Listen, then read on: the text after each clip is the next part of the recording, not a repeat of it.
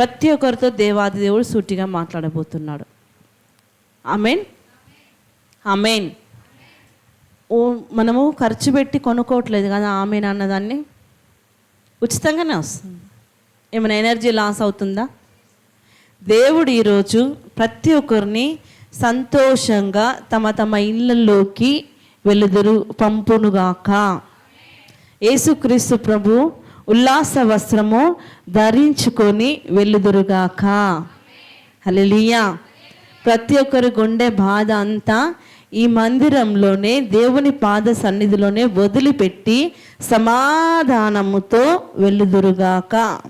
హల్లెలూయా, హల్లెలూయా, హల్లెలూయా. 1 కొరింథీయులు 10వ అధ్యాయము 13వ వచనము. దయచేసి మైక్ దగ్గరుంటే చదవండి. చక్క వాక్యం చదివినట్లయితే మరి సమయాన్ని సద్వినియోగం చేసుకుందాం. 10వ అధ్యాయము 13వ వచనం.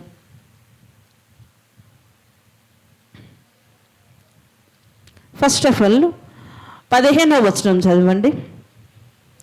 బుద్ధిమంతులతో మాట్లాడినట్టు మీతో మాట్లాడుచున్నాను, నేను చెప్పు సంగతిని మీరే ఆలోచించుడి. ఇక్కడ ఎంతమంది బుద్ధిమంతులను అనుకుంటున్నారు? నేను బుద్ధిమంతురాలను, నాకు బుద్ధి ఉన్నది. ఎంతమంది అనుకుంటున్నారు? ఇక అన్యతగా భావించకూడదు, వాక్యంలో ఉన్నదే నేను మాట్లాడుతున్నాను. వాక్యంలో ఉన్నదే మాట్లాడుతున్నాను. ఎంతమంది అనుకుంటున్నారు నా అంత బంటు లేరు, నేను బుద్ధిమంతురాలని, నాకు 2 కొమ్ములు దేవాది దేవుడు ఇచ్చిండు, దాన్ని విరవడానికి దేవుడు ఏమిస్తాడు? కొమ్ములు ఇస్తాడా? ఏమిస్తాడు? మరి చెప్పిన వాళ్ళు గ్రేట్. ఏమిస్తాడు? దేవునికి స్తోత్రం. దేవుడు మనకి ఏమి ఇస్తాడు? 2 కొమ్మలు ఇస్తాడా? పట్టు వస్త్రాలు ఇస్తాడా? ఇంకా ఏమి ఇస్తాడు? మరి చెప్పండి, ఒక మాట తెలుస్తుంది కదా. ఇంకోటి నేనేమన్నా కొమ్ములు అన్నా, ఆ కొమ్ములు ఎక్కడుంటాయి జంతువులకు? మరి మన తలకు దేవుడు ఏమిస్తాడు? యాకోబు రాసిన పత్రిక 1వ అధ్యాయం 12వ వచనం ఎంతమంది గుర్తున్నది? జీవ కిరీటం ఇస్తాడు దేవాదులు. గట్టిగా చెప్పట్లు కొడదామా? జీవ కిరీటం ఇస్తాడు దేవుడు. ఆ జీవ కిరీటాన్ని ఇవాళ మీరు పొందుకొని వెలుదురుగాక. ఈ రోజున్న ముఖాలు ఎప్పటికీ మీకు ఉండకుండా ఉండునుగాక. మీ ముఖ చిత్రాలన్నీ మారునుగాక. ప్రతి వారం దేవాది దేవుడు మంచి మంచి మాటలతో, మీరైతే సంతోషంగా ఉంటున్నారో ఉంటలేరో కానీ దేవుడు నాతో మాట్లాడినందుకు మాత్రము నేనైతే ఉల్లాస వస్త్రాన్ని ధరించుకున్నాను. కూలర్ల సప్పుడు, ఏమంటారు, గాలి సప్పుడు, ఎండ సప్పుడు చెవులకు వినిపిస్తుంది కదా. నా మాటలు వెళ్ళాయి. దేవుడు అనుకున్నచ్చు నా బిడ్డ అమూల్యమైన మాట వినదు కావచ్చు, అందుకే నేను కరెంటు తీసేస్తున్నాను. తీసేసిండు. దానికి ఉస్సు అనకండి, దేవునికి స్తోత్రం అనండి. హల్లెలూయా, హల్లెలూయా, హల్లెలూయా. దేవుడు నాకు ప్రేరేపించి నేను ఒక్కటి బంద్ చేస్తే దేవునికి ఇంకా అది సంతోషింపబడి అన్నీ బంద్ చేసిండు. దేవునికి స్తోత్రం. గట్టిగా చెప్పగలుగుదామా? అంటే ఈరోజు మాట్లాడే మాట, దేవుడు మాట్లాడే మాట మనకు ఆశీర్వదకరమా కాదా? ఏమంటున్నారు దేవుడు? బుద్ధిమంతులతో మాట్లాడినట్టు మీతో మాట్లాడుచున్నాను, నేను చెప్పు సంగతిని మీరే ఆలోచించుడి. ఆలోచనలు ఎంతమందికి ఉన్నాయి? ఆలోచిస్తున్నారా? దేవుడు ఏమంటున్నాడు? మీరే ఆలోచించుడి. నీ సేవకురాలు కాదు, నీ సేవకుడు కాదు, నీ తల్లి కాదు, నీ తండ్రి కాదు, నిన్ను కట్టుకున్న భర్త కాదు, భార్య కాదు, నీవే ఆలోచించు. బుద్ధిమంతులతో మాట్లాడినట్టు అంటా ఉంటాం, నాకు బుద్ధి లేదు, జ్ఞానం లేదు, అది లేదు. కానీ దేవుడు ఏమంటున్నాడు ఇక్కడ? అపోస్తలుడైన పౌలు ద్వారా ఏం చెప్తున్నాడు? బుద్ధిమంతులతో మాట్లాడినట్టు మీతో. అంటే మీరు కూడా బుద్ధిమంతులే కదా. మరి ఇప్పుడు చెప్పండి, ఎంతమందికి బుద్ధి ఉన్నది? రక్తం చెయ్యం. హల్లెలూయా, హల్లెలూయా. అమ్మగారు ఇట్లాంటిది అనుకుంటున్నా. ఏమన్నాను? ఎంతమంది బుద్ధిమంతులు? దేవుడు ఏమంటున్నాడు? బుద్ధిమంతులతో మాట్లాడినట్టు మీతో మాట్లాడుతున్నాను నేను. అంటే ఇప్పుడు నువ్వు బుద్ధిమంతురాలు అనే కదా. చేతులు ఎత్తువారి దేవుడు ఆమెనని దేవుడు నేను దీవించిన గాక, నీకు మంచి బుద్ధి వచ్చును గాక, మీ నిమిత్తం మీరు ఆలోచించుకుందురుగాక, ఇకనైనా ఆలోచించుడి. వ్యర్థమైన ఆలోచించకుడి. ఎందుకు నాకు ఆశ్చర్యం రావట్లేదు, ఎందుకు నాకు సంతోషం రావట్లేదు, ఎందుకు నాకు సమాధానం రావట్లేదు, ఎందుకు నా భర్త మారట్లేదు, ఎందుకు నా పిల్లలు నా మాట వినట్లేదు, ఎందుకు నా జీవితం ఇంకా ఇట్లనే పాడైందన్న ఆలోచన మీకు ఉండకుండా మాయమైపోవును గాక.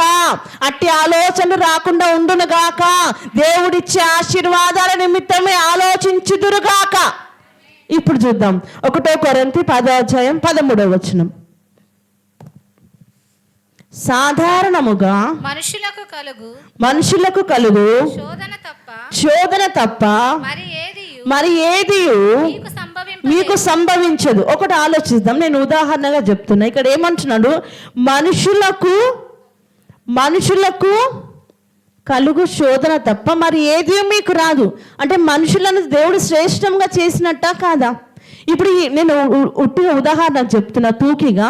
ఇప్పుడు ఈ ఎండకు చూసుకున్నట్లయితే మనం నడుచుకుంటూ వస్తున్నప్పుడు, ఇప్పుడు మా వాహనం ఇక్కడ నుంచి వచ్చినప్పుడు రోజు అనేకల కుక్కలు మా వెనుక వస్తూ ఉంటాయి, ఈ దారి దాకా వస్తూ ఉంటుంది. కానీ ఈ రోజు రాలే. ఎందుకు?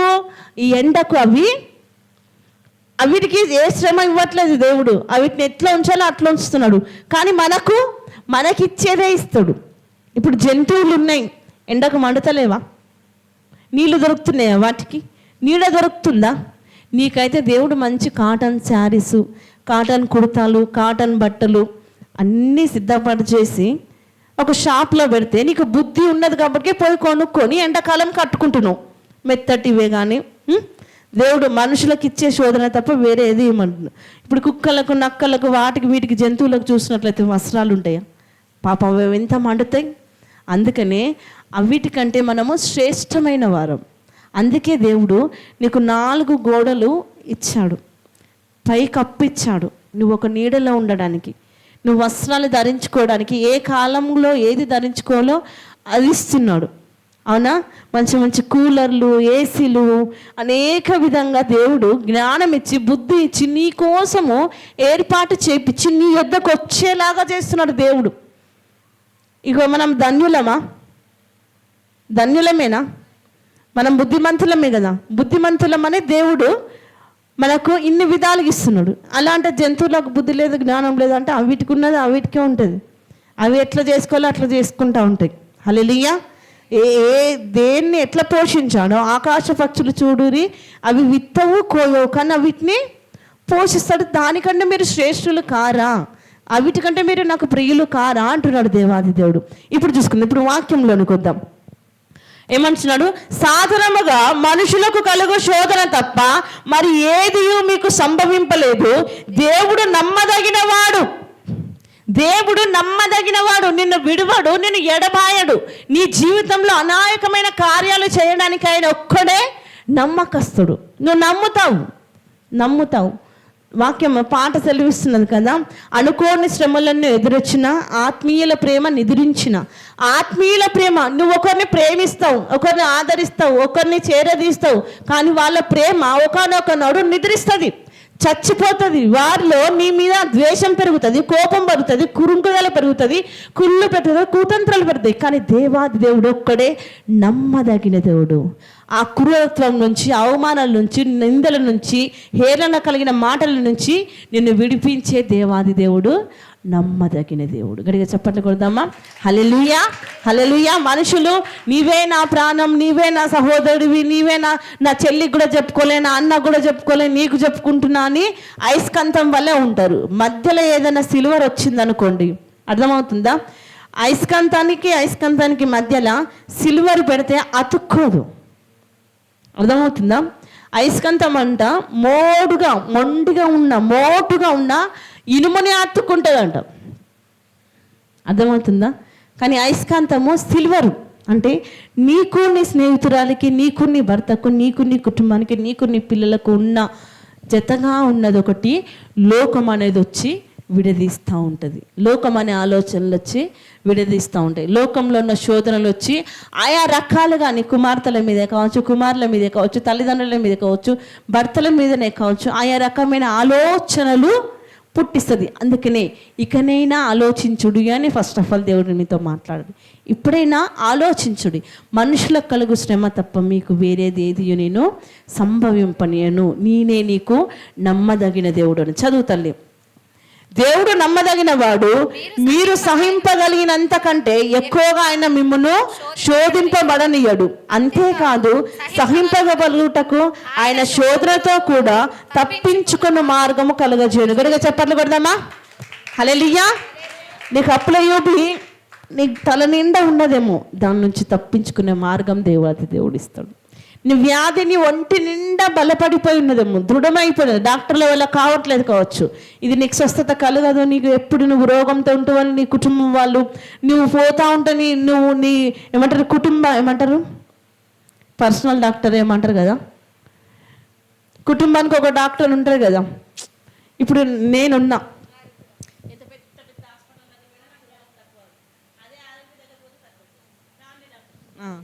ఒక ఫ్యామిలీ డాక్టర్ ఉంటారు. ఆ ఫ్యామిలీ డాక్టర్కి మీకు విసుకొస్తుంది, ఆయనకు విసుకొస్తుంది కావచ్చు, ఊకే నేను చూసి నాకు గ్యాస్ వస్తుంది, ఏం గొల్లులు మింగుతావు అని అంటారు.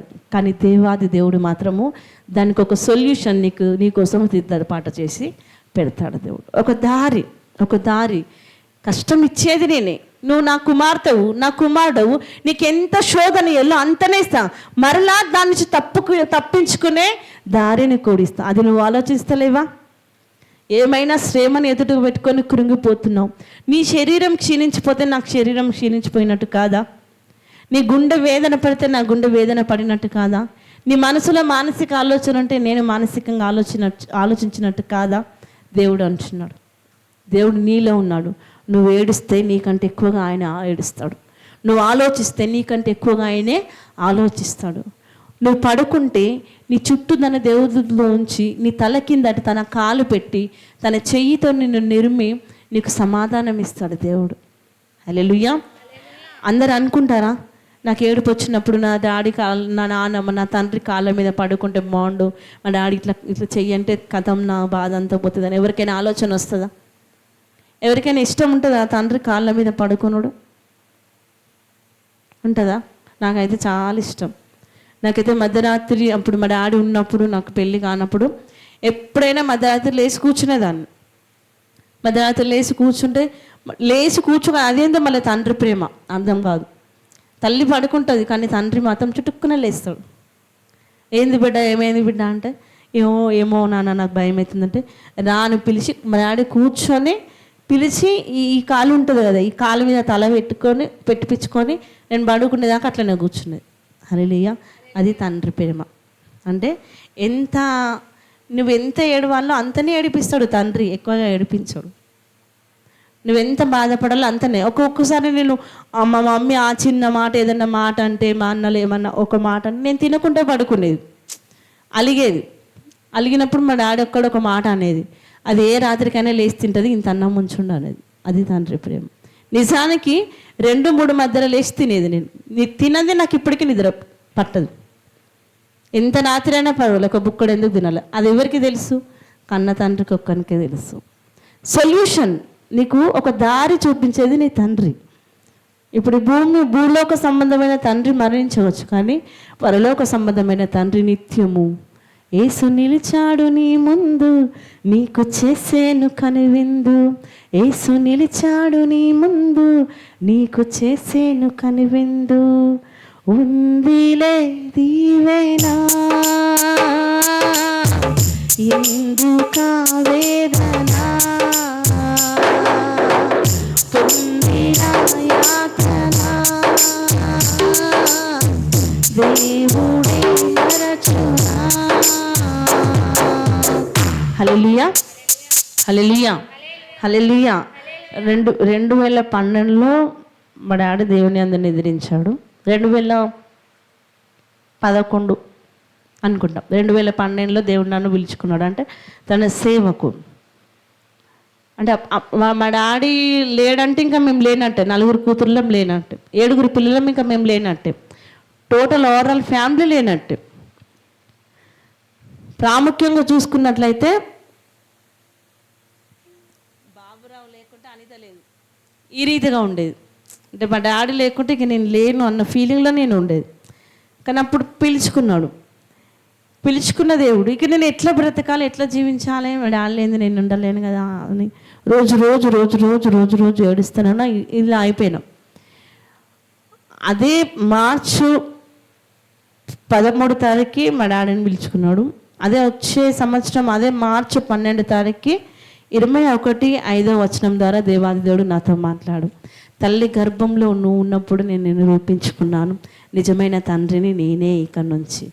అప్పుడు నిజంగా ప్రభు, నిజంగా నువ్వు నా తండ్రివి అయితే, నా నా నా మమ్మీ కడుపులో నేను ఉన్నప్పుడు నువ్వు నన్ను చూసినట్లయితే, నా తండ్రి నన్ను ఎలాగైతే ఓదార్చాడో ఆ రీతిగా నన్ను ఓదార్చు, నేను నమ్ముతా.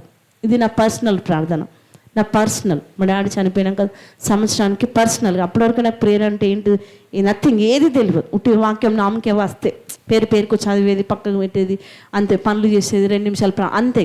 కానీ మా డాడీ చనిపోయిన తర్వాత పట్టుకున్నాను దేవుడు అంటే, నన్ను పట్టుకున్నాడంటే ఇప్పటి వరకు వదిలిపెట్టాలి. అంటే దేవుడి కార్యము నీ జీవితంలో జరగాలంటే నీ నుంచి ఏదో ఒకటి దేవుడు తీసేస్తాడు. హల్లెలూయా. ఇప్పుడు మనిషికి కలిగిన శ్రమ నాకు కలిగింది, కానీ ఆ శ్రమ నుంచి తప్పించే దారి నాకు దేవుడు చూపించిండా, చూపించలేదా? మరి నన్ను చూసిన దేవుడు మిమ్మల్ని చూస్తాడు కదా. గట్టిగా చెప్పగలుగుదామా? అదే రకంగా అదే 13 తారీఖు నేను ప్రార్థనలో ఉన్నా. ప్రభువా, మరి నా తండ్రి లేడు, తండ్రి ప్రేమను చూపిస్తానని వాక్యంతో నాతో మాట్లాడావు. కానీ నిజంగా నాకు దర్శనం ద్వారా నాకు చూపియ. కళ్ళు మూసుకొని కన్నీరు కారుతాయి. ఇప్పుడు పాటల్లో ఉన్న ప్రకారం, కన్నుల జారిన కన్నీళ్ళు తడిపెను దేవుని పాదాలు, ఇప్పటి నుండి నీ కళ్ళు చూచును దేవుని కార్యాలు అన్న రీతిగా కన్నీరు కారుస్తే, మా డాడీ ఎలాగైతే కూర్చుంటే నా తల ఇట్లా పోతుందో అలాగనే దేవుడు అలాగనే కూర్చున్నాడు, అలాగనే పోయి నా తల ఎక్కడున్నది?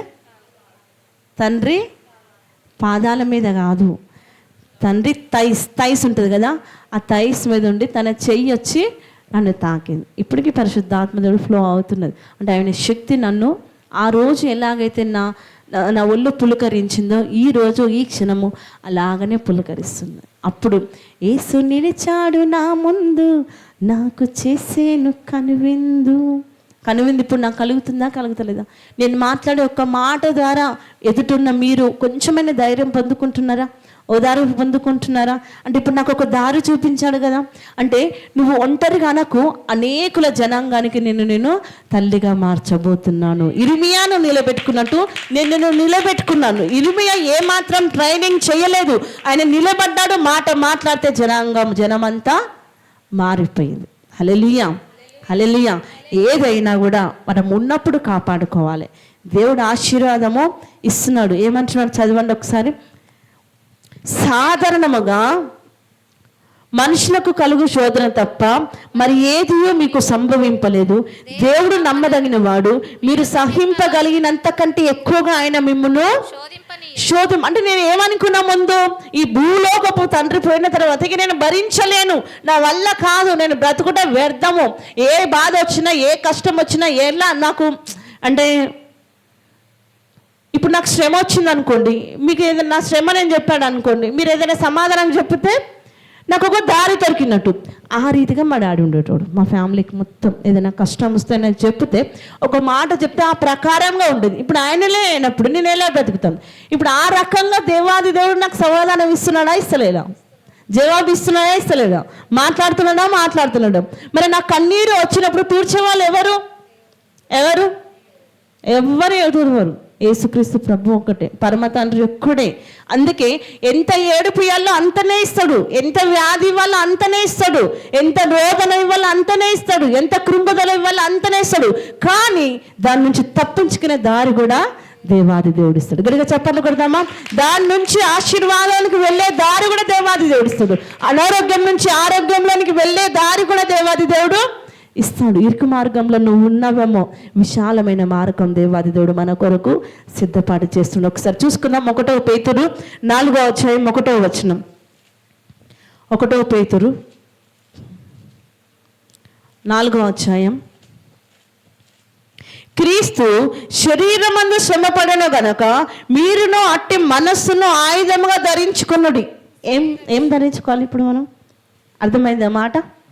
క్రీస్తు శరీరమందు శ్రమ పడెను గనక మీరును అట్టి మనస్సు, అట్టి ఆయుధం ధరించుకోమంటలే దేవుడు, అట్టి మనస్సు అంటే మన శరీరానికి శ్రమ తలగాలన్న మనసు మనకు ఉండాలి. హల్లెలూయా. క్రీస్తు శ్రమందు శ్రమపడను కనుక మీరు అట్టి మనస్సును ఆయుధముగా, మన మనస్సు ఒక ఆయుధంగా మారిపోవాలి.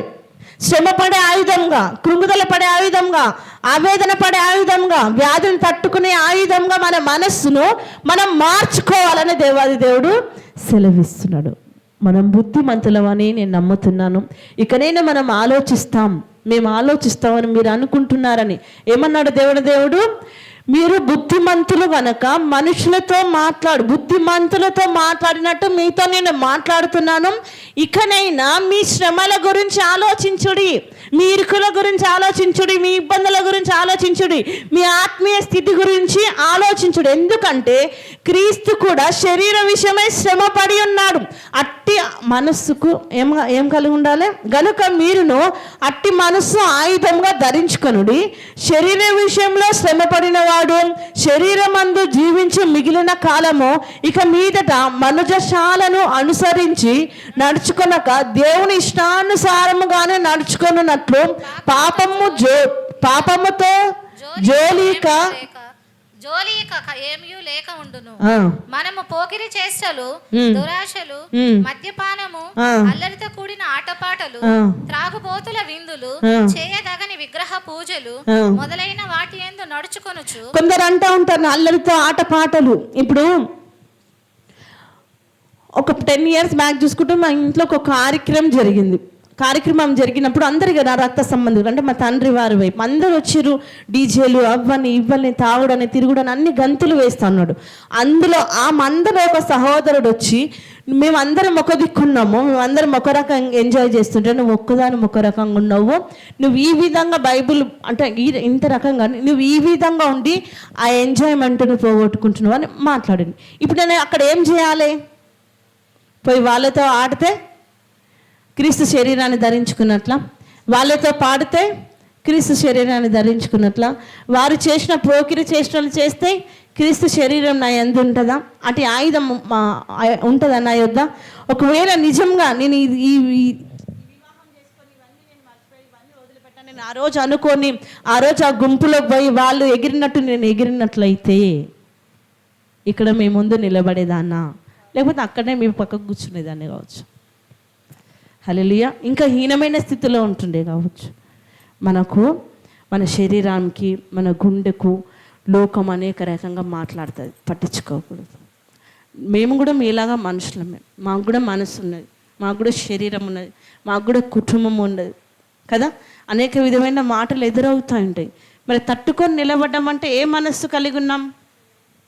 ఏది ఆయుధం చేసుకున్నాం? క్రీస్తు శరీరం అంతా శ్రమ పడ్డాడు. ఆ ఆయుధాన్ని మనసులో ధరించుకున్నాం, మనసులో ఉంచుకున్నాము. క్రీస్తే శరీరం అందు శ్రమ పడిండు.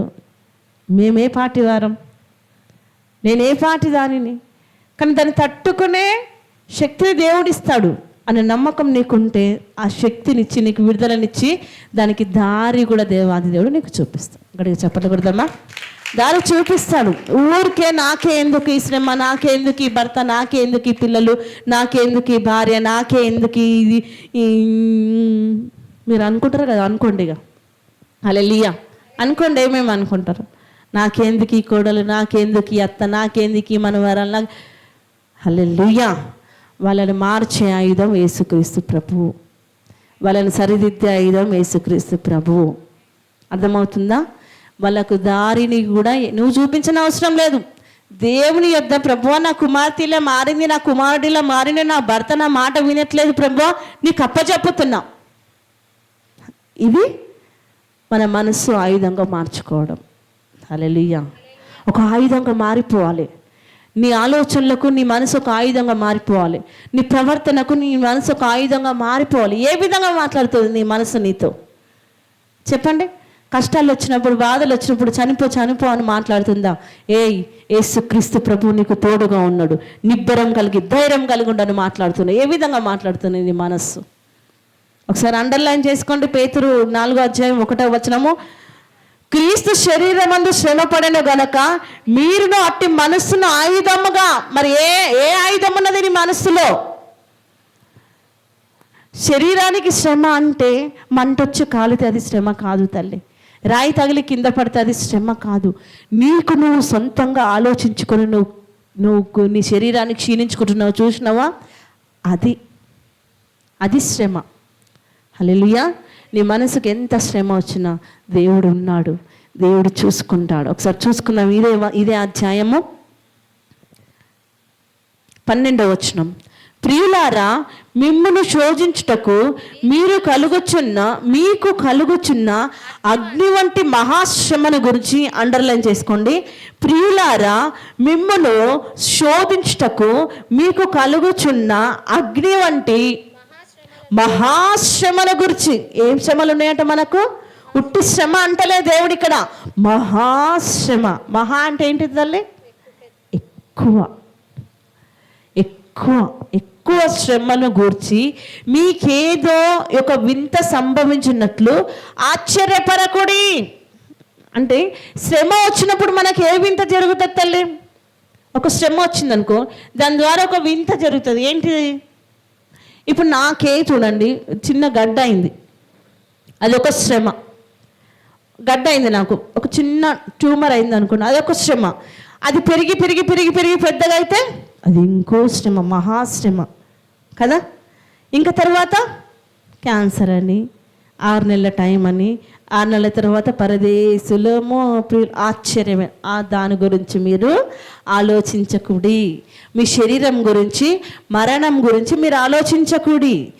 మీకు నేను జీవాత్మనుదాను. మీరు ఎప్పుడు ఎల్ల వేళలా మరణించిననో జీవించే ఉంటారు. కానీ మీ శరీరాన్ని మాత్రము మీ చేతులారా మీరు పాడు చేసుకోకూడి. మీ ఆత్మను మాత్రము మీ ఆలోచన ద్వారా పాడు చేసుకోకూడి. క్రీస్తు శరీరమందు శ్రమ పడి ఉన్నాడు కనుక అట్టి ఆయుధము మీరు మనస్సునకు ధరించుకున్నాడు. క్రీస్తే నేనే పాటి దానిని, చిన్న చీమ కంటే చిన్నదాని ఆయన కనుదృష్టిలో. ఆయన కనుదృష్టి రెప్పపాటు సమయంలో నా జీవితాన్ని మార్చేస్తుంది. అది కోరుకో. ప్రభువా, నీ కనుదృష్టి రెప్పపాటు సమయం చాలు తండ్రి, నా కుటుంబం మీద ఉంచు, నా భర్త మీద ఉంచు, నా పిల్లల మీద ఉంచు, నా మీద ఉంచు, నా స్థితిగతుల మీద నీ కనుదృష్టి ఉంచు ప్రభువా. ఇది నిజమైన ఆయుధం. గడికి చెప్పట్లు కొడదామా? నీ కనుదృష్టి రెప్పపాటు సమయం నా తండ్రి, ఉన్నది లేనట్టుగా లేనిది ఉన్నట్టుగా చేసే సమర్థుడు నీవు. ఏ పాటి సమయం తండ్రి? ఒకవేళ నువ్వు చూడకుండా నాలో నీకు ఏమైనా ఆయాసకరంగా ఉండదా, అది తీసేయి. నీకు అయిష్టంగా నేను ఉన్నానా, అది నా నుంచి తీసేయి ప్రభువా. నీకు ఇష్టమైన శరీరంగా మార్చు, నీకు ఇష్టమైన మనసుగా నా మనసు మార్చు, నీకు ఇష్టమైన ఆలోచనలుగా నా ఆలోచనలు మార్చి వేసేయ. హల్లెలూయా. నీ శరీరాన్ని నువ్వు క్షీణించుకుంటే నువ్వంట పరలోకానికి చేరువు, పాతాళంలోనికి వెళ్తావు. బైబిల్లో ఉన్నది. ఊరికే మరణిస్తా, అది చేసుకుంటా ఇది చేసుకుంటా అంటారు కదా. మన చేతులారా మనం చనిపోతానంట పరలోకం మనకు ఉండదు. అదొకటి గుర్తుపెట్టుకోండి. నీ శరీరాన్ని నువ్వు క్షీణించుకోకు. నీ మనసుకు ఏ ఆయుధం పెట్టుకోవాలి? క్రీస్తు అంతటోడే శ్రమ పడిండు. నేను ఏ పాటి దాన్ని? చదవండి. ఆశ్చర్యపడకుడి, క్రీస్తు మహిమ బయలుపరచబడినప్పుడు మీరు మహానందముతో ఎంతో, గడిగా చెప్పండి కొడదామా? మీరు మహానందముతో. ఒకసారి ఫస్ట్ నుంచి చదువుదాము. ప్రియులారా, మిమ్మల్ని శోధించుటకు మీకు కలుగుచున్న అగ్ని వంటి మహాశ్రమను గురించి మీకు ఏదో ఒక వింత సంభవించినట్లు ఆశ్చర్యపడకుడి. క్రీస్తు మహిమ బయలుపరచబడినప్పుడు, క్రీస్తు మహిమ ఈ మధ్యాహ్న కాల సమయంలో మనందరి మీద బయలుపరచబడును గాక. క్రీస్తు మహిమ బయలుపరిచినప్పుడు మీరు మహానందముతో సంతోషించు నిమిత్తము క్రీస్తు శ్రమలలో మీరు పాలివారి ఉన్నంతగా, క్రీస్తు శ్రమలో మనం ఏమై ఉండాలి? పాలివారమై ఉండాలి. ఏమంటారు? పాలోళ్ళు అంటారు కూడా, వాళ్ళ ఆస్తిలో పాలివారమే కాదు, క్రీస్తు శ్రమలలో మనం పాలివారమై ఉండి సంతోషించాలి. హల్లెలూయా. శ్రమల యందు సంతోషించిన వారంట ధన్యులంట, వాక్యంలో ఉన్నది. శోధన సహించి వారు ధన్యులు, వారు మేలు చూస్తారు, కీడును అణగదొక్కుతారు, జీవ కిరీటాన్ని పొందుకుంటారు. హల్లెలూయా. ఏమంటాడు? క్రీస్తు నామము నిమిత్తము మీరు నింద పాలైన ఎడల మహిమ స్వరూపి అయిన ఆత్మ, అనగా దేవుని ఆత్మ మీ మీద నిలుచుచున్నాడు గనుక మీరు ధన్యులు. మీరు ధన్యులు. నీ మనసుకు ఎప్పుడైనా నీ గుండె భారం కలిగినప్పుడు, కృంగుదల కలిగినప్పుడు, ఇక నేను బ్రతకలేను, ఈ శ్రమలు సహించలేనప్పుడు ఒక్కసారి 1 పేతురు 4వ అధ్యాయం 12వ వచనం నుంచి 14వ వచనం వరకు చదివి ప్రార్థన చేయి. దేవుడు నీ చుట్టూ, యోబు చుట్టూ ఏ కంచె వేశాడో ఆ కంచె వేస్తాడు. ఇంకా నువ్వు శ్రమలో పడకుండా ఆయన చేతుల మీద ఆయన నిన్ను ఎత్తి పట్టుకుంటాడు. నీ ఆలోచనలన్నిటి తీసివేసి నీ శ్రమకు ఒక దారి దేవాది దేవుడు చూపిస్తాడు. దేవుని నామానికి మహిమ కలుగును గాక. ఈ వాక్యం మన అందరిలో ఫలింపబడును గాక. ఏమై ఉంటామట మనము? మహా ఆనందము పొందుకోవాలి. ఇప్పటి నుంచి ఎవరు ఆలోచిస్తారు శ్రమల గురించి? ఇప్పుడు చెప్పండి, ఎంతమంది బాగున్నారు? ఎందుకు? క్రీస్తు శ్రమలో మనము పాలువారమై ఉన్నాం కాబట్టి. ఎందుకంటే ఇది దేవుని దేవాలయం, ఇందులో దేవుడు నివసిస్తున్నాడు. దీనికి ఏ ఆయుధం కలిగి ఉండాలి? క్రీస్తే శ్రమలు పడ్డాడు. అట్టి మనస్సును మనము ఆయుధంగా ధరించుకోవాలి. 1 పేతురు 4వ అధ్యాయం 12-13లో ఉన్న ప్రకారం అంట, మనకు మహాశ్రమలు ఎదురైనప్పటికీ కూడా క్రీస్తు శ్రమలో మనం పాలువారమై ఉన్నందునట మహా ఆనందం మరలా దేవాది దేవుడు మనకి దయచేస్తాడు. అట్టి ఆనందం మీరందరూ పట్టుకొని వెళ్ళుదురుగాక. హల్లెలూయా. ఈ వాక్యం మనందరిలో, మన వినికిడిలో, మన జీవితంలో ఫలింపబడును గాక. ఆమేన్. హల్లెలూయా, హల్లెలూయా. కానుకలు పట్టుకుందాం.